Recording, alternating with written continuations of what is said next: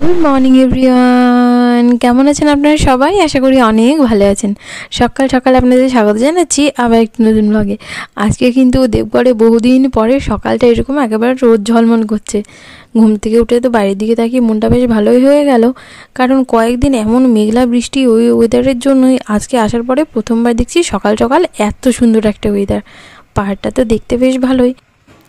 একটা যেমন ভালো জিনিসের একটা অপোজিট টাইপ থাকে, এই জায়গাটারও না একটা খুব বাজে দিক আছে, কি জানেন তো? এখানে বাঁদরের উৎপাত এত বেশি, মানে সেটা বলার মতো নয়। আর এই জন্যই জানলাটা একেবারে এরকম ধরনের নকশি করা আছে। আগে কি সুন্দর জানলা খোলাই থাকতো, এখন এই বাঁদরগুলো শুধু ঘরে ঢুকে উৎপাত করে। কদিন আগে তো আবার মানুষের উপরে অ্যাটাকও করছিল, ওই জন্যই সব ধরা বাঁধা। সকালবেলা উঠে দেখলাম নিচে দই বড়া বিক্রি করতে এসছে, আর কি টুকটুক করে চলে গেলাম আনার জন্য।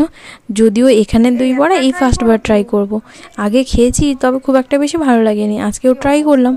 ওই অ্যাভারেজ, খুব একটা খাওয়ার অভ্যেস নেই তো, তাই হয়তো। পুজো তো এসেই গেল, আর কটা দিন মাত্র। আর এখানের আকাশ কিন্তু বলেই দিচ্ছে যে পুজো কিন্তু সামনেই। আগে সবাই বলতো যে হ্যাঁ, পেঁজা তুলোর মতো মেঘ ভাসে। আমাদের ওইদিকে পেঁজা তুলোর মতো এত ভালো করে বোঝা যায় কি না কখনো খেয়াল করিনি। আজকে দেখলাম সত্যি পাহাড়ের উপরে কি সুন্দর মেঘ উঠেছে। বৌমনির হেনার প্রতি একটা আলাদা ধরনের অবসেশন আছে, আর আমার নিজেরও ব্যবহার করার অভ্যেস ছিল না, তো বৌমনির দেখে দেখে ব্যবহার করার জন্য এখানে যে স্টকটা ছিল আজকে ওটাই আমি ব্যবহার করে নিয়েছিলাম। এরপরে আজকে দুপুরের খাওয়া দাওয়ার রান্না শুরু হলো। বৌমনি আজকে আবার কী সব নতুন নতুন ডিশ ট্রাই করছে। এটা হচ্ছে ডিমের ওই সর্ষে ভাপা। তবে যদিও কখনো এই জিনিসটা খাইনি, তবে মা রান্না করে, আশা করি এটা একটু আলাদা ধরনের। এতে ছিল ওই কালো সর্ষে, সাদা সর্ষে, পোস্ত, কাঁচা লঙ্কা আর নুন দিয়ে পুরো পেস্টটা করেছিল। ডিমটাকে ভেজে তুলে নেওয়ার পরে পুরো গ্যাসটা অফ ছিল, ওই তেলটার উপরেই সর্ষের পুরো পেস্টটা দিয়ে দিয়েছিল, আর তার সাথে দিয়েছিল একটু ফ্যাটানো দই। তবে দইটা ভালো করে ফেটিয়ে নিতে হবে, আর গ্যাসটা কিন্তু অফই থাকবে না, তো গ্যাসটা অন থাকলে ওই দইটা ফেটে যায় বললো। যদিও আমার আজকে খাবারটা খুবই পছন্দ হয়েছিল, তাই ভাবলাম রেসিপিটা টুকুই দিয়ে ঘরে গিয়ে অন্তত একবার রান্না করাই যাবে। এরপরে এটা দেওয়ার পরে বৌমনি দেখাচ্ছিলো যে দেখ, ফ্লেম কিন্তু বন্ধ করা আছে, ফ্লেমটা কিন্তু অন করবি না, তাহলে কিন্তু দইটা পুরোপুরি ফেটে যাবে। এরপরে একটু কাশ্মীরি লঙ্কা, হালকা সামান্য একটুখানি তেল, একটু নুন আর একটু চিনি দিয়ে দিয়েছিল। আমি তো পুরো হাঁ করেই দেখছিলাম যে বৌমনি 1 বছরের ভিতরে এতটা চেঞ্জ হচ্ছে।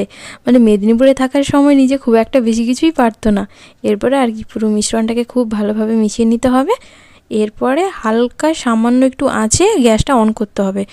আগে পুরো ডিমটা দিয়ে দিক। আমারও পরপর স্টেজগুলো মনে নেই, কারণ প্রথমবার দেখেছি। আর সত্যি দেখতে এত সুন্দর লাগছিল, খেতে তার থেকেও বেশি ভালো লাগছিল। এরপরে হালকা গ্যাসটা একটু অন করে এটাকে বসিয়ে দিতে হবে, এবং যে নিচের যে মিশ্রণগুলো আছে ওইগুলো ডিমের উপরে হালকা হালকা করে দিয়ে দিতে হবে। এরপরে হালকা সামান্য একটুখানি 2 মিনিট মতো ফুট দিয়ে ওটা তুলে দিলেই হবে। মিক্স কালচারে বিয়ে করার এইটা একটা বিশাল সুবিধা। যেমন বৌমনিদের কালচার আমাদের কালচার দুটোই আলাদা, দু ধরনেরই খাবার শেখা হচ্ছে আর রান্নাও হচ্ছে। আজকে আবার বৌমনি কি একটা লাউয়ের বড়া বানাচ্ছিল, আমি এর আগে খাইনি। মা বললো মাও কখনো খায়নি। লাউটাকে ছোট ছোট করে কেটে জলটাকে বাইরে বের করে দিয়ে পুরো পেঁয়াজ লঙ্কা বেসন দিয়ে মেখে শুধু হালকা আঁচে ভেজে নিয়েছিল। তবে খেতে কিন্তু দারুণ ভালো। আসলে দাদা নিয়ে এসেছিল লাউ, এমনিতে বেশ তরকারি হয়, কিন্তু এই বুড়ো লাউ হয়ে যাওয়ার কারণে ওটা তো আর ব্যবহার করা যায়নি। এরপরে আর কি খাওয়া দাওয়া শুরু হয়ে গেল। খাওয়া শেষ করতে করতে 2:30 বাজে। এরপরে পুজো গেল ঘুমাতে, আর আমি একবার বাইরে বেরোলাম। আকাশটা দেখেছেন এত সুন্দর। পুজো তো এসেই গেল, সবার কেনাকাটার কী অবস্থা আশা করি হয়ে গেছে, আমাদেরও শুরু হয়েছে কিছু কিছু। চলুন এবার ভাত ঘুম দিই। টাটা, দেখা হবে আবার। ভালো থাকবেন সবাই।